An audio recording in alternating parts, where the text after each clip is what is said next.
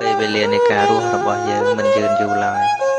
10ឆ្នាំ10ដងមិនយឺនយូរឡើយភ្លេចភ្នែកភ្លេចខ្លួនក៏10ឆ្នាំកន្លងផុតទៅវ័យដ៏ស្រស់ត្រកាលក៏ត្រូវបាត់បង់ទៅ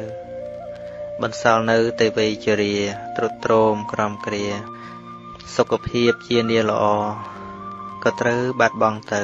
ជាបណ្ដាចំពោះជីវិតដែលវាចេះតែប្រែប្រួលទៅយើងនិយាយថាពេលវេលាជាអ្នកដើរទៅមុខ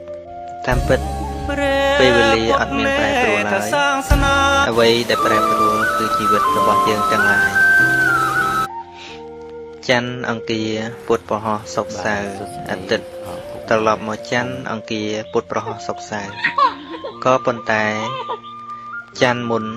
យើងនៅក្មេងជាងច័ន្ទនេះ